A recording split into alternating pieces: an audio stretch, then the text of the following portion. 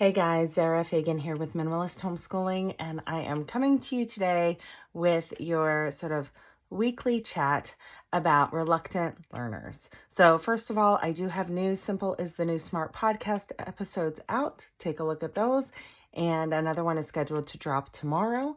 So, let's go back to what to do if you have reluctant learners. So, almost every week I get someone saying, my kids don't want to do their schoolwork. And so first of all, this is normal. We all resent when we have to do things with our time and we'd rather be doing something else. I mean, let's be honest. If we would rather be, getting coffee at a quaint coffee shop instead of mopping the floors, we can get a little grumbly about it, right? So first of all, we give our kids a lot of grace because life is full of all these responsibilities, not just what we want to do, but also what we need to do. So we have to start teaching them at a young age that we have both.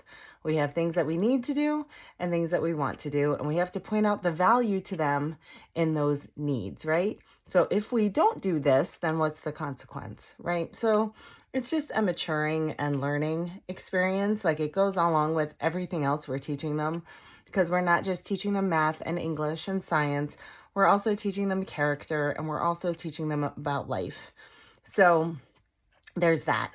However, there are ways, and episode number 7 on the Simple as a New Smart podcast talks about different ways to tip your homeschool more towards something that you love instead of something that you need for your kids, right? So, sorry, I am still recovering from this crazy cough that I got. So give me, sorry.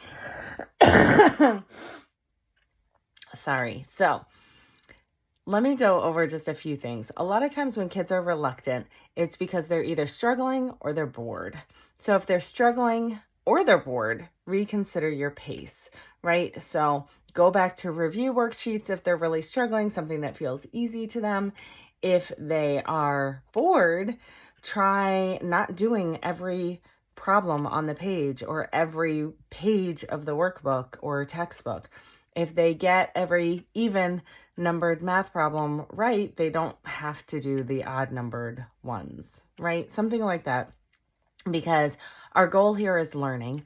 Once our kids have learned it, there's no sense in just giving them a lot of busy work. And then they'll resent if we do that. If we fill up their day with not progressing, right? And just review, then they're going to resent the schoolwork even more, right?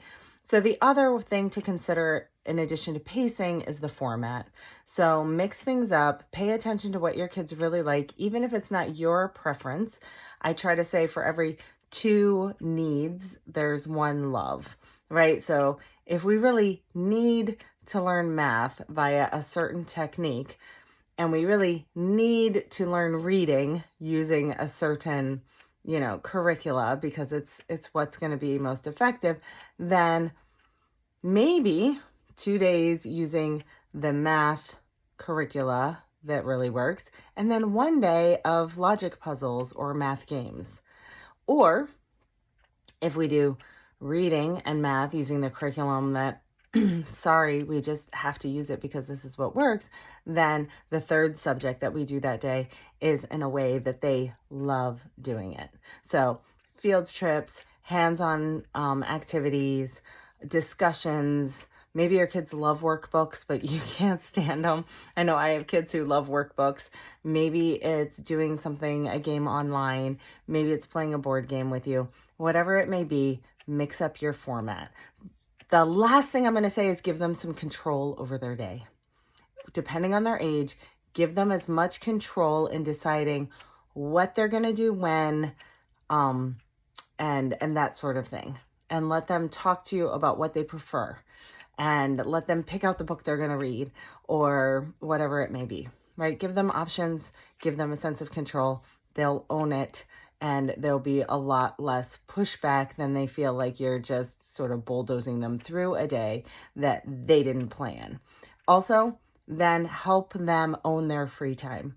Talk about, do some executive functioning planning. When you finish all this, you'll get your free time. What are you going to do with your free time today? What are your priorities? What's something you've been meaning to do? So really optimize their free time, and then that becomes an incentive for their schoolwork. Okay, with that, I'm wishing you all the simple things, and I will talk to you soon. Bye, guys.